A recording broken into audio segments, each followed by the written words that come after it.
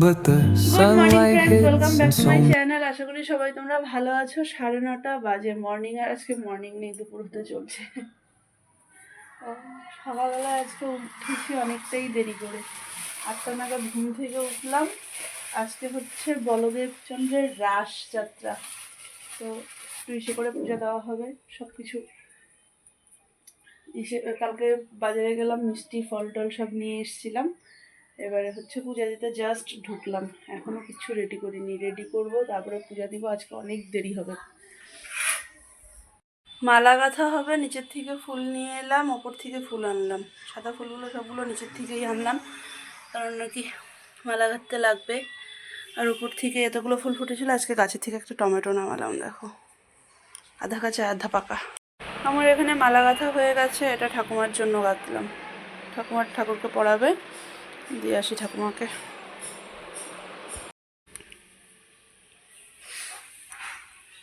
পূজা আমার কমপ্লিট হয়ে গেছে। আজকে না আমি একটা নৈবেদ্য জ্বালিয়েছিলাম, ধোঁয়া দিয়ে পুরো ভরে গেছে। গন্ধটা এত ভালো লাগে কোনো একটা স্পেশাল ডেতে। আমি নৈবেদ্যটা ধরাতে ভালোবাসি, তো কোনো একটা স্পেশাল পূজা হোক, কোনো একটা ইসে হোক, তো জ্বালাই সেটা। তো জ্বালিয়েছি, সারা ঘর পুরো ধোয়া ধোয়া হয়ে গেছে, গলায় লাগছে ধোঁয়াটা। এখন আমাদের খাওয়া দাওয়া সব কমপ্লিট, 3টে বাজে। মা এখানে পান খেতে বসলো, আমি মামামকে শোয়াতে যাচ্ছি। গো, এই মেয়েটা না আমাকে খুব ভয় পাওয়ায় গো। মা, তোমার নাতনিটা, মা আরেকবারও না, আরেকবার ভয় পাবো না। মেয়েটা আমার কেমন করে বড়ই হয়ে গেল গো। কি আগামীকাল থেকে প্রতি রবিবার বিকেল 4টে নববর্ষে 1 মাস ব্যাপী উদযাপনে বৈশাখী রান্নাঘর। প্রচুর মজা, নাচ আর গান।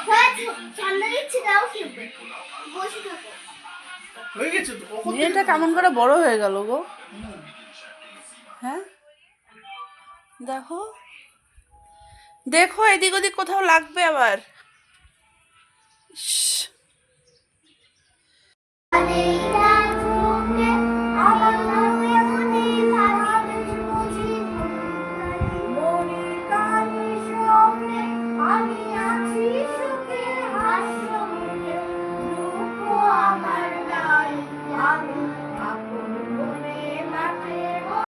আজকে হনুমান মন্দিরের জন্য মালবাজারে গাড়ির লাইন, বাপরে। হ্যাঁ মা, হনুমান মন্দিরে একটু পরে যেতে হবে। এখানে ভিড় দেখো, লাইন দেখো গাড়ির, অন্য দিক দিয়ে ঢুকতে হবে। আমরা যাচ্ছি একটু। হ্যাঁ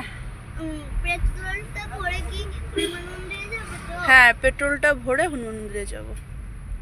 কালকে আমরা একটু জলপাইগুড়ি যাব, তো এই যাচ্ছে এখন রিফিল করতে।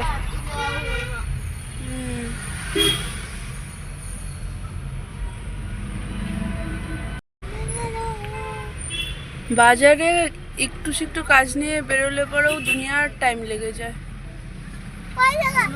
দুনিয়ার টাইম লেগে গেল। এখন এ বায়না ধরেছে হনুমান মন্দির যাবে যাবে যাবে করে, লাইন দেখো এখানে, বাপ রে।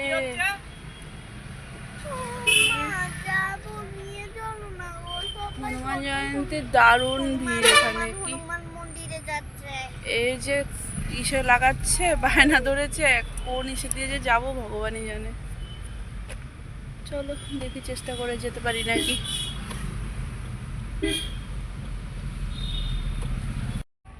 কোথায় তুমি যেতে পারবা? দেখো মুনমুন কাকির বাড়ির সামনে দিয়ে যদি বেরোতে পারো, আঁকাও দেখি। সামনে প্রোগ্রাম হচ্ছে, কিন্তু কি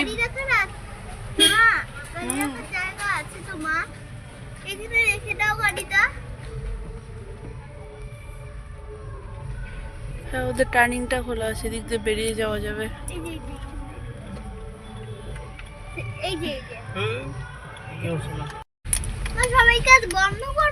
হ্যাঁ হ্যাঁ, বন্ধ করে দাও। আজকে আর হলো না, মন্দিরে মন্দিরে আজকে আর ঢুকলাম না, কেননা কি প্রচণ্ড ভিড়, একে নিয়ে যাওয়া যাবে না। সন্ধ্যায় সন্ধ্যায় আসলে তাও হয়ে যেত, এত রাত্রি হয়ে গেছে তো হবেই না ওখানে।